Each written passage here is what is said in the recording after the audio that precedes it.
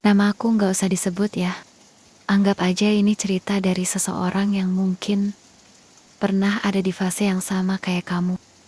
Fase dimana hidup rasanya kayak nggak berhenti ngasih ujian. Aku mulai cerita dari sini. Aku nggak pernah nyangka orang yang paling aku percaya justru jadi orang yang paling bikin aku jatuh.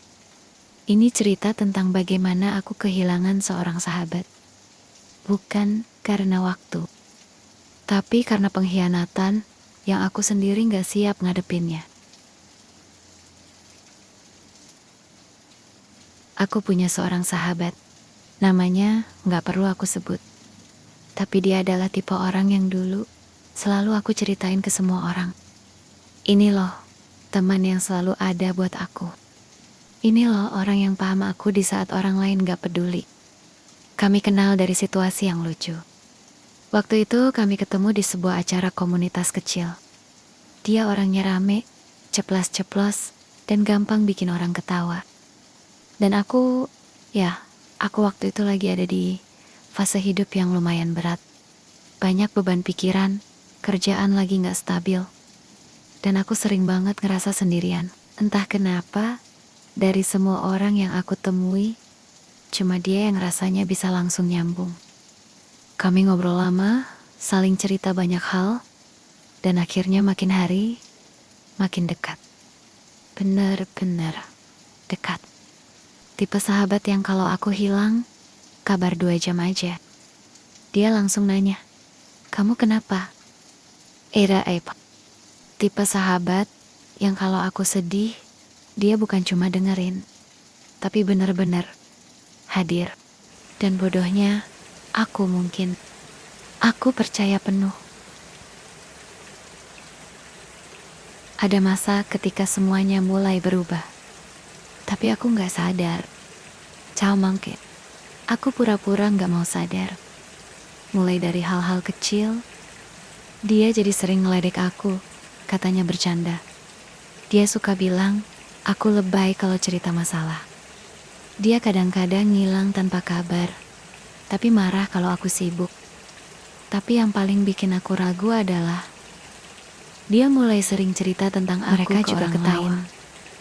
Cerita-cerita yang harusnya cuma kita berdua yang tahu. Aku tanya, dia bilang, santai aja, cuma bercanda doang kok. Dan entah kenapa, aku percaya.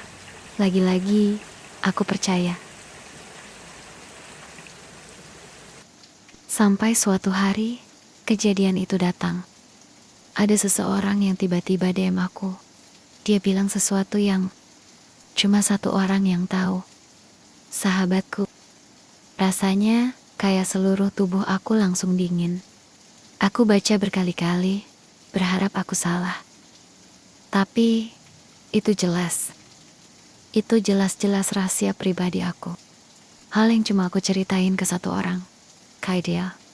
Aku tanya baik-baik. Awalnya dia ngeles. Enggak kok, bukan aku. Kamu aja yang drama.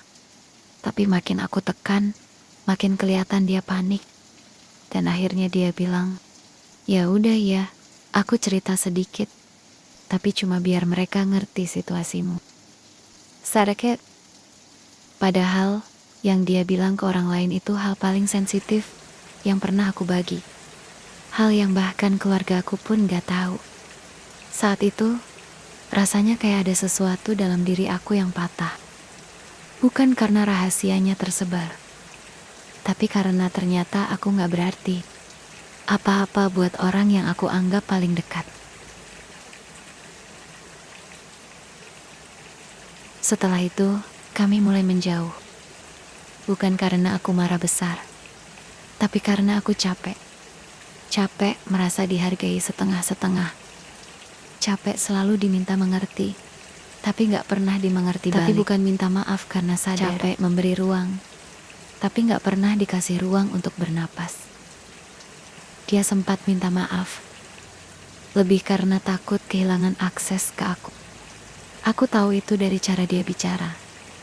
Pelan-pelan, aku menarik diri. Berhenti bercerita. Berhenti berharap dia berubah. Berhenti maksa hubungan yang cuma aku yang memperjuangkan.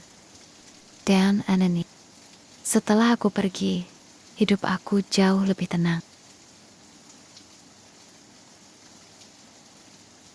Sekarang setelah waktu lewat, aku baru sadar sesuatu. Kadang, pengkhianatan itu bukan tentang seseorang yang jahat, tapi tentang seseorang yang gak mampu menjaga kita sebaik kita menjaga mereka. Aku belajar bahwa gak semua orang yang dekat itu aman. Gak semua orang pantas tahu isi hati kita. Dan kadang, Tuhan ngejauhkan kita dari orang yang salah dengan cara yang paling sakit. Tapi dari semua itu, ada hal yang paling penting. Aku belajar menghargai diriku sendiri. Belajar bilang cukup. Belajar menjaga jarak.